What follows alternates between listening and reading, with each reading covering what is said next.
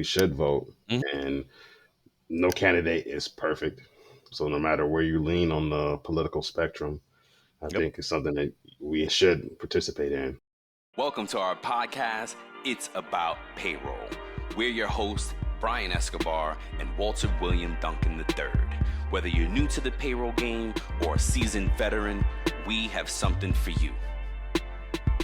Welcome back, folks. This is episode 124. It's about payroll. It's also about your paycheck. And before we get into it, how you doing today, sir? I'm good, man. It's the first week of September. Everything is good. And look, we're in a new time of the year. I think fall for all the people that Ish. like autumn, That and that pumpkin also live spice in the north or lattes. north-ish. This, Oh, this is Pumpkin your, Spice this. was out in August. But look, now if you live in an area that the leaves change and stuff like that, you might be Yeah, I missed seeing that. that. You Yo, know, so like this might be a good time for a lot of people. I'm not really big on pumpkin anything, but no, not even pumpkin pie.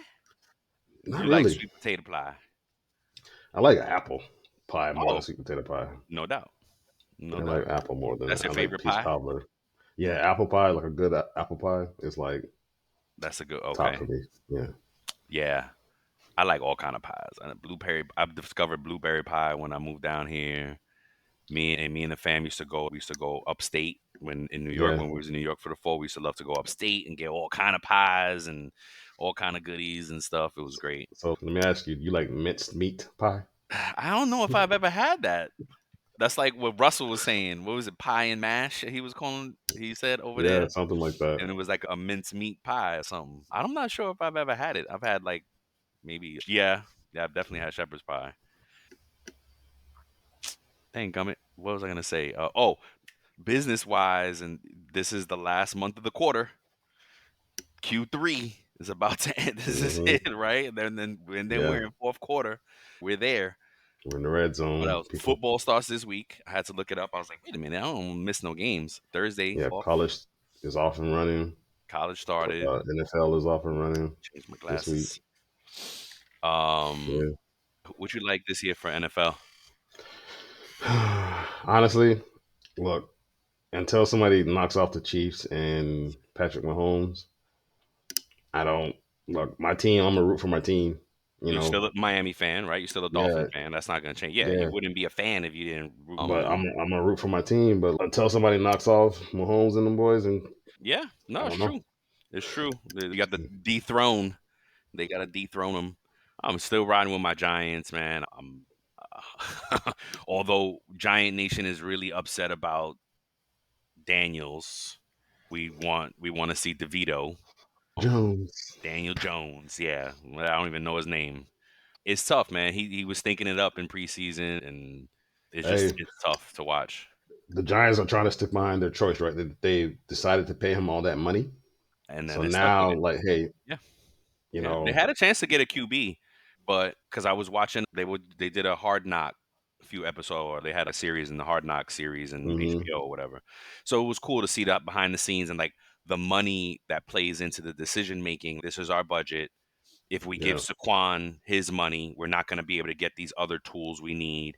If we go out and get quarterback, we've wasted the money on Jones. Like yeah, it was interesting to see that part, and I was like, okay, I get it. But folks get mad, right? Because it's millions and millions of dollars, and it's just spend the money, yeah. But it's not as easy as that. So, Nope. but yeah, no, I'm a football fan, so I'll be looking forward to it. Thursday night kickoff, and I'll Nice. honestly this is the first time that I think that I'll be interested in seeing a position like a player, like I'm following a player to another team. Saquon to Philly. Okay.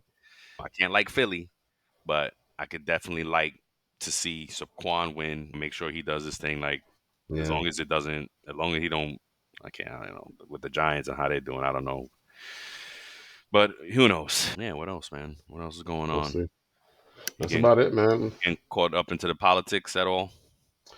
Yeah, just I'm watching and look, this is one of those years that you may not have a candidate that you particularly lean to either way. And so you have to choose. I think it's our civic duty to vote. Yeah, for sure. So We should vote, Mhm. and no candidate is perfect. So no matter where you lean on the political spectrum, I Yep. think it's something that we should participate in. So, but I don't know. I'm listening to it. It's just me. Politics is just like it's like a circus, man. Wow. It's the clown show. But how do you feel? I haven't heard enough of either politics to other than little news bite that I have for today. I haven't Mhm. really, and that I found by accident. Once upon a time, I used to pay attention, but I just got jaded. I still go and vote, and but I think I go with popular instead of just the politics. My wife has a big influence, right? If she feels strong or somewhere, I'm like, all right, babe, cool. That's what I'm gonna go with. My daughter's being is interested in it this year, so that's cool. My oldest anyway, so that was Mhm. cool to see her kind of paying attention and research, and so I was like, oh, okay. But yeah, it's the lesser of the two evils. Yeah. But the one thing I will say, and I think a lot of people are excited for, is the potential for our first female Female, president. absolutely, And absolutely, I think people are excited for that potential. And absolutely. I think if she is elected, I think that is going to open the door for more women to be elected in the Hmm. future. Yep, You and in know, higher positions, and Yep. yeah, absolutely. It's good. Yeah. All right, man. Let's get into this pay news. All right. Where are we in here? Where is my stuff? Oh, you're up first. Yeah, What do so you I got? have two quick articles I want to discuss. The first Okay. article is from Pay.org, and it's about earned wage access programs, and that there are Mm. changes coming. Right. So Hmm. the the first article by Pay.org, it was published on August 27th, and but it says that on July 18th of this year, the Consumer Finance Protection Bureau (CFPB) Hmm. proposed a landmark interpretive rule that would likely transform the landscape of employer integrated earned wage access and on demand pay. This proposal states that paycheck advance products made to employees by vendors and providers are loans, Yes, I which heard it. creates substantial implications for both the employees and employers. And if, and more likely, when the guidance is final. So it looks like this thing is going to pass. And so Hopefully that's going not. to change. Look, and that's going to change the game. Look, we know how the government and it works sometimes. Hmm. There's a way for, they feel like there's a way for them to collect money from the people. Then nine times out of 10, the government has a history of possibly doing that, right? This is going to hurt the employee, I think, Yeah, basically. substantially because Yeah, some employers might not even want to enroll in earned they wage won't. access now They don't want to because do of it this. now, Yeah. and there's zero impact financially to them. I could go down a rabbit hole here, but maybe behind the scenes, there's been some employers, some people that are um, against earned wage access, trying to push this thing to make sure that this happens to stop it from going. Because that's part of the political arena too. Is those people who's in the back, those influencers and those lobbyists making these noise behind the scene. Yep. So it could be the case. Yep. So my next one is a quick article from CNN.com. And over Labor Day weekend, there was a strike by more than 10,000 U.S. hotel workers Oh wow. all across America, all the way from Boston to the West Coast and Hawaii. What are they striking They're about? they're about their union and Mm. a new contract. Yep. Basically, they're in union talks Yep. for a new contract. They're not liking what I guess the company is proposing. Yeah. Must be that time of year. AT&T's right up the block, and they've been striking for weeks here too. Yeah. Yep. Yeah. That's Can't all. keep That's it. all I have. What do you got? I got an interesting one where I was looking at some kind of like paycheck information, trying to find some folk, what can we what nuggets can we give for the folks that get a Hmm. paycheck in the US. So I came across the politics of it all and how Donald Trump will impact our paycheck versus how Kamala Harris will impact our paychecks. And basically, Donald Trump aims to extend the 2017 Tax Cuts and Jobs Act, which eliminates taxes on tips and Social Security income and lower the corporate tax rate. Vice President Kamala Harris proposes increasing tax benefits for families and raising the corporate tax rate to offset costs of expanding tax credits. And then the way it breaks down is that Trump's plan basically helps all, but mostly the top 1% and even 0.01%. So, AKA the richest people in the country. And Harris's benefits the lower income, but hurts the 1% and 0.01%. Both plans add to the US debt regardless of their offset planning, because they have a plan where here's where we can spend it, but here's where we can make it back. Regardless, it's going to impact the US debt. And then experts say that both plans will lead to a higher interest rate or higher interest rates, and that neither plan addresses the overall economic situation of the country. So just something to think about as we move into this election, and maybe it gives people things to pull on and research. And because at the end of the day, like we were just saying off a few minutes ago, right? Like it's lesser of two evils. What is it that what are you going to resonate and connect to more than the other? Hmm. That was it. So Great, let's man. pay the bills. Yeah, man. Let's pay the bills. Shout out to Time Track Go. Time Track Go has introduced an innovative new feature designed to simplify time tracking for both exempt and non exempt salary employees. This feature aligns with the recent changes in the Fair Labor Standard Act for salaried employees. By automatically calculating standard 40-hour weeks and accurately determining overtime when necessary, TimeTrack Go ensures precise employee time while maintaining accurate PTO balances. Additionally, the system can identify instances where non exempt employees may not have reached that 40-hour threshold. To learn more, please contact TimeTrack Go at 888 321 9922 or visit www.timetrackgo.com. That's TIMETRAK go.com. Let's go. Let's go. We got to we got to put some music behind that. Boom, boom, bam, Yeah. boom. Yeah. All right, folks, let's get into our main topic today. And we're doing good on time, by the way. We're given a new format today, and I'm going to save some banter for the end. We got a little bit of extra time. But anywho, we're doing good. Our main topic today, for those of us looking to learn something about New York payroll.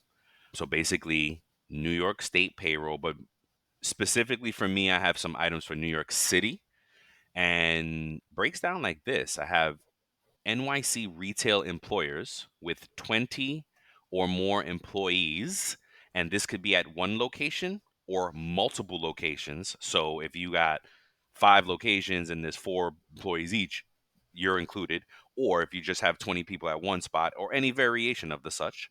So just that's with these laws, right? They have to always encompass who's included in this, and that's what it is. It's an NYC retailer with 20 or more employees, regardless of locations, very spread out.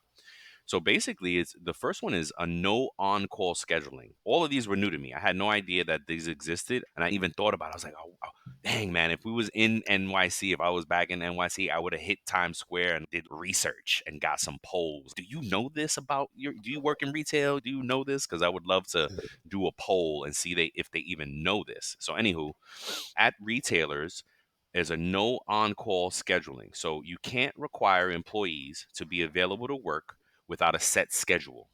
This means no on call shifts where employees might have to come in short notice.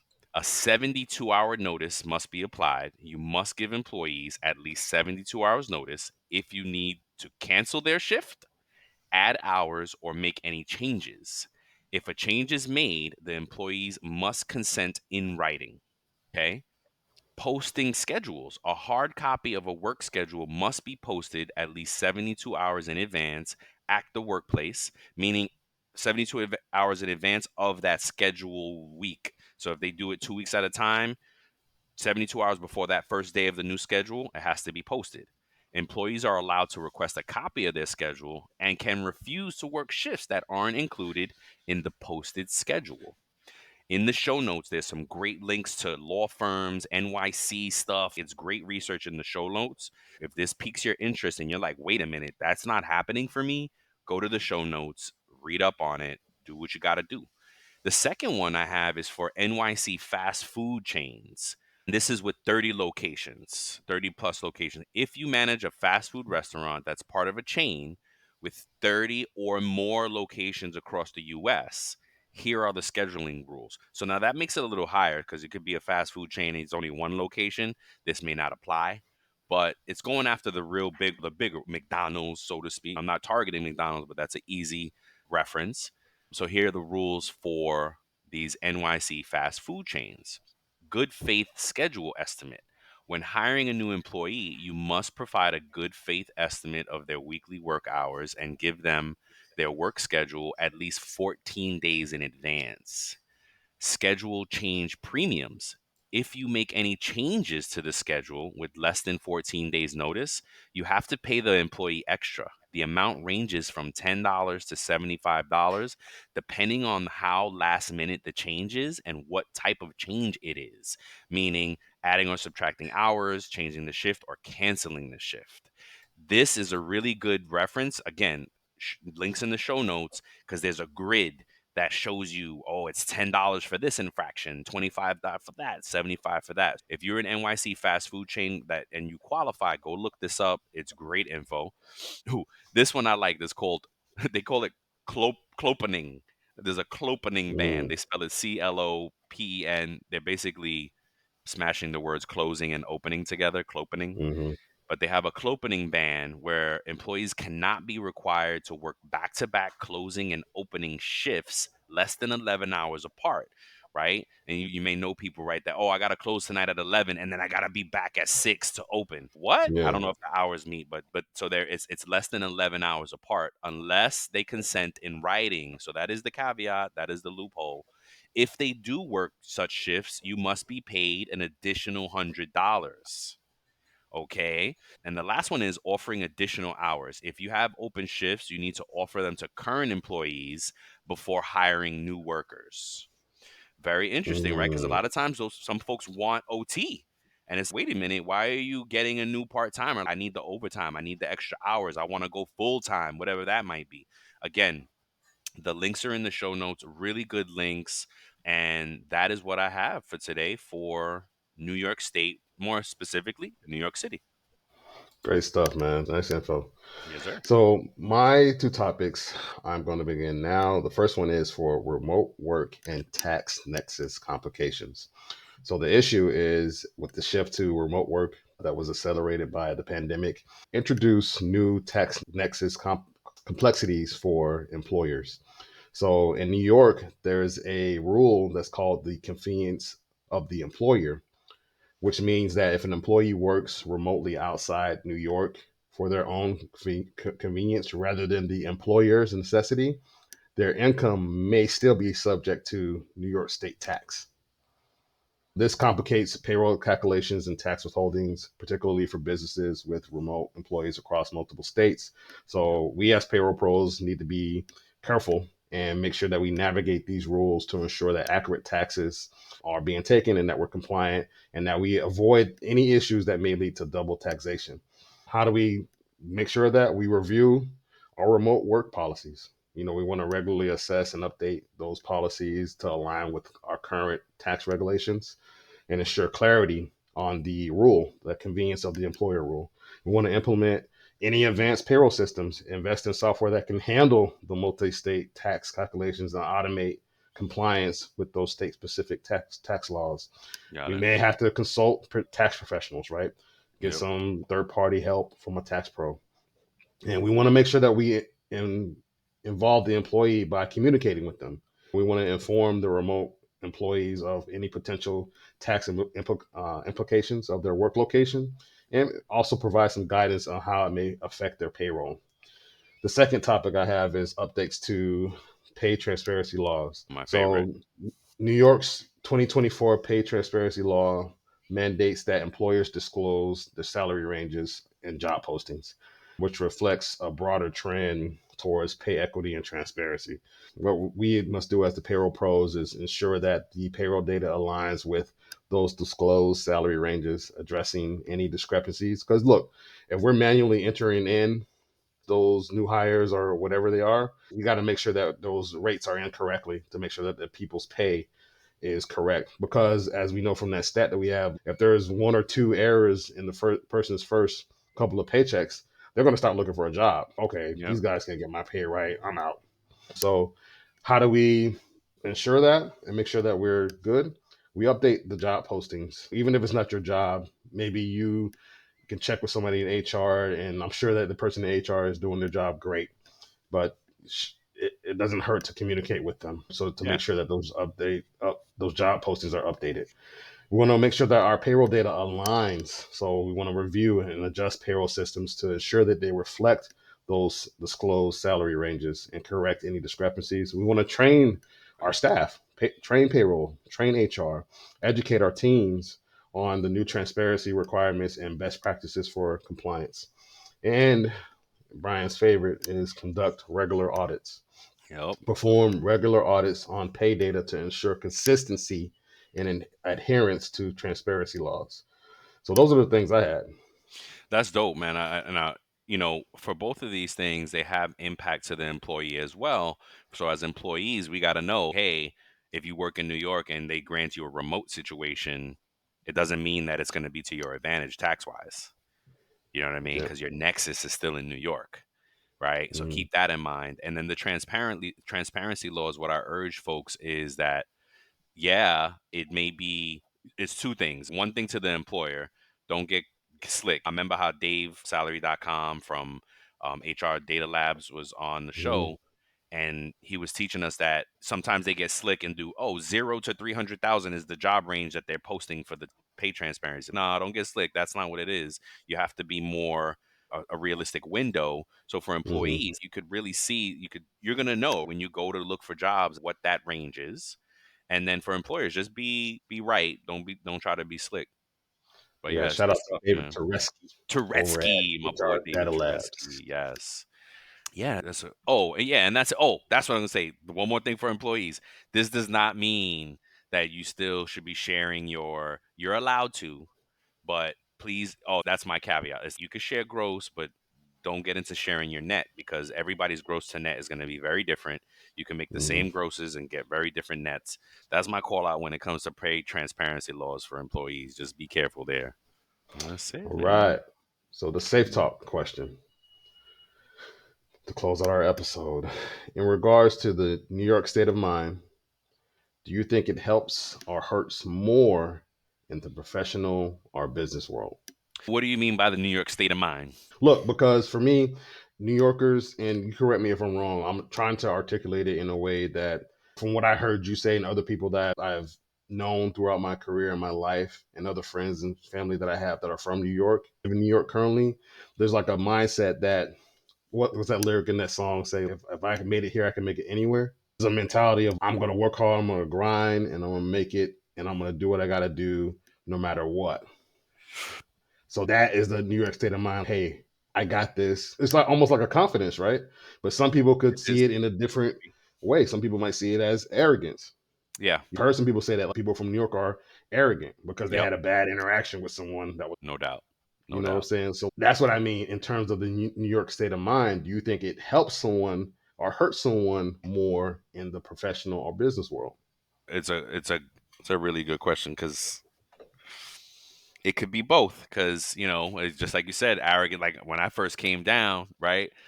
Remember where we worked together, I got the Mm-hmm. whole, oh, you're so aggressive. You're so aggressive. And I Mm-hmm. wasn't. I was just like trying to Passionate. hold somebody accountable while I was Mm-hmm. aggressive. What's your Passionate. opinion? Look, here's a great dynamic because it's like you met me fresh out of New York. What did you think of me? So when we first friends, I believe that it was with you. Now that I know you, I know what it was. No, fresh It was a take. standard. What what Well, I'm what's trying your to let take me now? explain. Let me Oh, okay, explain. Let me okay. explain. So I now know that it was a standard that you have for people. Hey, you can do this. You got this, and it wasn't always articulated that way. It was Right. like it was come off as you need to get your sugar honey iced tea together. Right, You know what I'm right, saying? You need to right. get it together, and that's how it came across. It was really meant to, hey, You got this. Believe in yourself. Get your mind right. Stand up. Stop being so soft. Stop being whatever. Come on, knuckle up, buck up. It was like that. And I think if people who don't know people personally, then they will like, oh, that dude's a jerk, an a hole, or whatever. You know what I'm saying? Right. But it's really from a place of I have this standard, and I'm gonna hold myself to that, and everybody that's in my circle that I'm close to, and my employees, the people that I work with, I'm gonna hold people to that standard. So for Right. me, I think that's what it was, right? I didn't know you personally, so until I got to know you personally, then I knew, and then I heard you articulate that, then I knew, oh, that's what he means. He said because Right. basically you care a lot, Yeah. and Yeah. you want people to do the best. You want it's a spirit of excellence. So I was aggressive in the beginning until you got to know me. No, I don't think you were aggressive, bro. Not Oh, no no okay. no no. I don't Okay. think you were like. I don't think you were like that. I I think think it's more. I try to Look, treat you guys differently because that was an interaction that I was having with somebody else on a different department, mm, same team, cross-functional team, and I was just trying to hold somebody accountable. And then somebody was like, "Oh, you're so aggressive," but look. Of course, we're men in a industry that's predominantly female. So if we get loud, if we get look, it it could was be another true, right? male that said it to me though. It was an all Oh, male okay. interaction. It Oh was an well, all male interaction. Oh, whoa, it's beeping. I'm And that no, the one I'm talking about. You're right. You're right. I do have mhm. that something I've learned for sure. So to answer the question for folks, I think it's definitely a help provided that you are not rough around the edges. And I think that's with anything, right? Business Mhm. requires a certain amount of tact, politics, but definitely, I think definitely from New York, it definitely helps when you go outside of New York. It definitely helps to have because we have a hustle, we have a grit, we have a way about us that was just we spark at it and just work at a different level of output for some, for the ambitious, right? Because still lazy people in New York too, so it doesn't, it's not everybody. So it's almost like that thick skin, Yeah. Oh, definitely right? New York. Yep. Right. So you could take somebody busting your chops, or you can take somebody giving you critique Oh yeah. and not cause you to be like, oh, I'm out of here. I'm chucking the Right. deuces. My boss was like very stern with me because I made a mistake. I'm Yep. out. Or whatever. Like, I think it could be interpreted as that Yeah. as well. Hmm. And um, I also think that it's how you deliver it. You can always keep that New York state of mind. I think you have it now. I just think the way you deliver it, Yes. you play to your audience now. Absolutely. You play to your And audience. that's the Like tact of it. You yes, gotta know, right? Yeah. yep. You Yeah. play to your audience now. So there may be a moment where Brian says something to me and he's like more direct with me than somebody else that he knows because he and I have that rapport now that he can. I'm not saying I necessarily like it all the time, No, like, exactly. Nobody does really. but that's what it is, right? I think it's good. So for It comes me, from a good place. Yeah, I don't always deliver it right. I think it can help you Hmm. drastically help you in business and in the professional world, and it's just about making sure that you don't allow it to, I guess, go into overdrive. That's Yeah. it. Again, it's just yeah, balancing out things. So to answer the question, I think it does help in business. Again, if it's not if you're not a New York term, if you're not OD with it, but the kids don't say that no more. They got a whole nother slang and language out now. But yeah, no doubt, man. So that's a good one. And shout out to the rest of New York State because we just talked about the city really, but people forget there's a whole big old state around the city. Yes, Oh, yes. and before we go, shout out to Brittany Fur for a nice shirt, being creative Shout with out, her Brittany. I'm gonna payday get mine shirt. soon. Go check her out on LinkedIn and check out her merch. She's very creative. Um, Hmm. is dope. I love it. So yeah, man, I think that's it. Look, we did a great job, folks. We take a little minute here and go a little over. We're shortening the format. We're making this a little bit more digestible, a little bit more deliverable for you. Love it, man. Cool. We only went a few minutes over. We'll get better and better. So thanks for hanging in with us, folks. Until the next time, peace. We love you.